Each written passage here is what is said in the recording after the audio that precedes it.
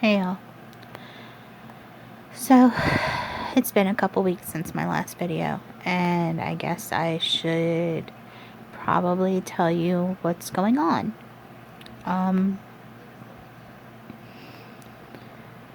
Wow. So, I went away for a couple weeks and got sick. And when I say got sick, I mean I got really sick. Ended up calling my doctor because I couldn't get into any urgent cares down there because they didn't take my insurance. And because of my diagnosis, if I go into a meeting or into an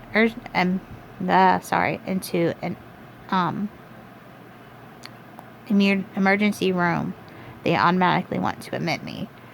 And I didn't want to spend my whole vacation in admittance to a hospital. Not that, it didn't warrant it. I just needed, a steroid and antibiotics because I couldn't breathe. So I couldn't go.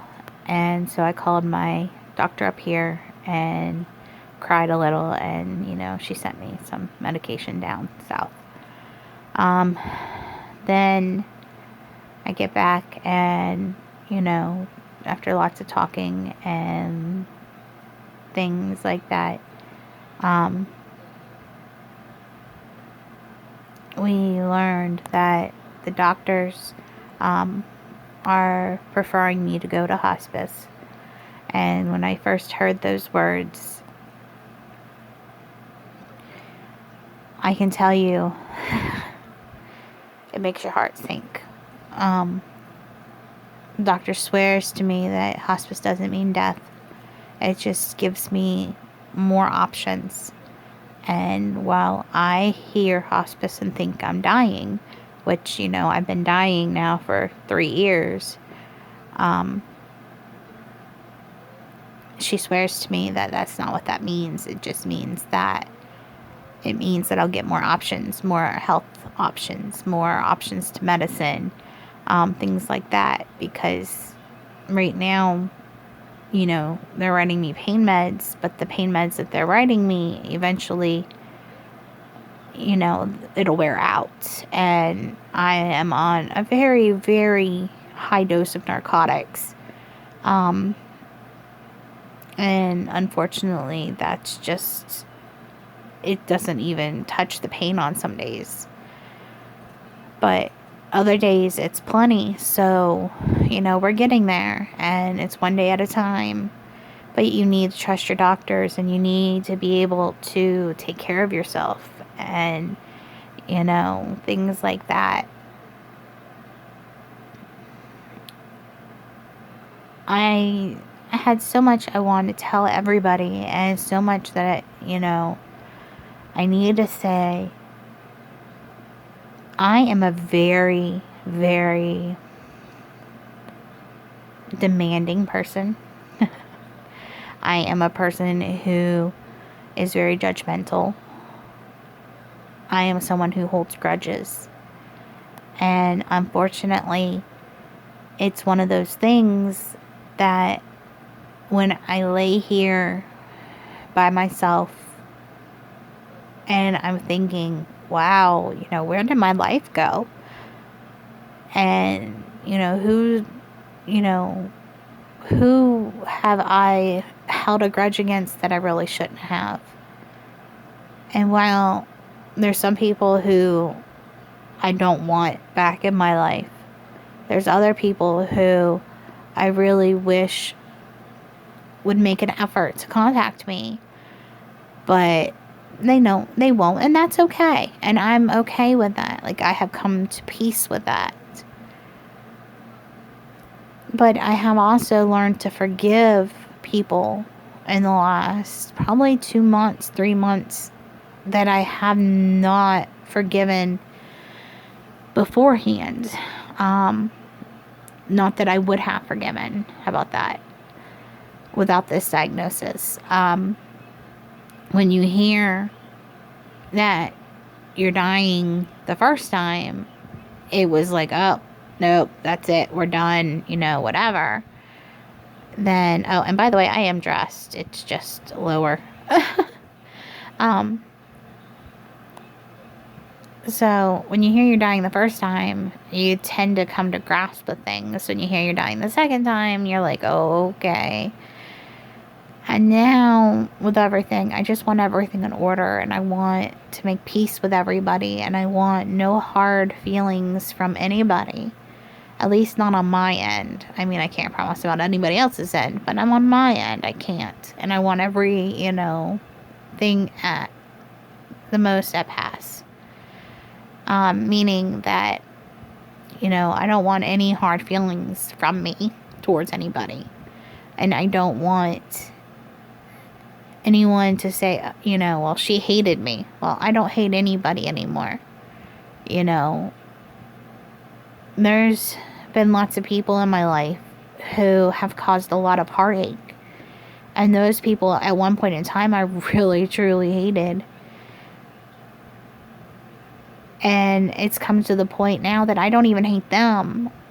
I truly and honestly can say that while I am not very happy with some of the choices that they've made, it's their life to live, and I have to live mine, and I have to live mine in order.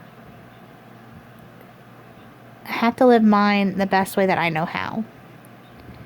With that being said, I wish everybody that I've ever come in contact with peace and love and harmony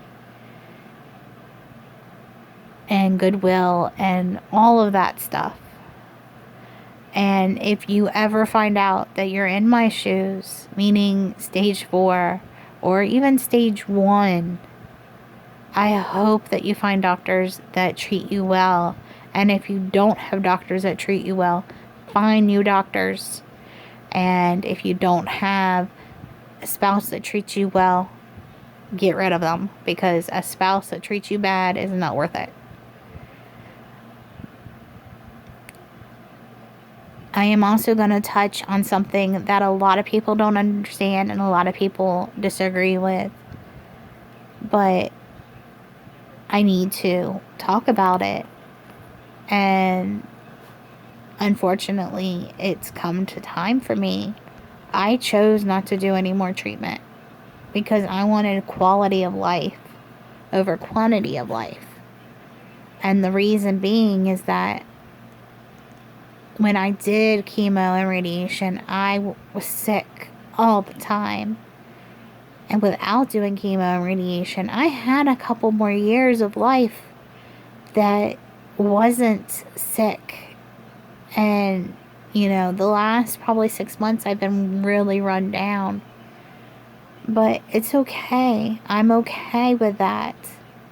This is a life I chose after I was diagnosed. And we knew what type of cancer I had. And we knew that it was spreading. It was my choice. Now, I do wish that we lived in a state where I could choose to die, because then I would take the cocktail and go to sleep, and then I wouldn't have to have the fears, and I wouldn't have to be scared, or I wouldn't have to have my wife and my child witness this. They would be able to say, okay, mommy is going to sleep, and then everything would be okay. It wouldn't be a never knowing if I'm going to be there, or never knowing if I'm going to wake up, or, type thing. It's unfortunate that, when you have kids who are of parents who have stage 4, the kids end up taking up the slack. I mean, I get sick. My daughter ends up having to help clean the house. She's the one that has to help with Kelly do things, because unfortunately I can't. I'm in bed. And I'm not saying every day, so don't take it as that. But a lot of stage 4 kids get the crappy end of the stick. They're the ones that are out there trying to help. And it's unfortunate that they have that. Whereas if it was allowed, then I would take meds and I would go, and, you know, my wife and my daughter wouldn't have to watch this. So that's where my thoughts are today, and that's where my thoughts have been a lot lately.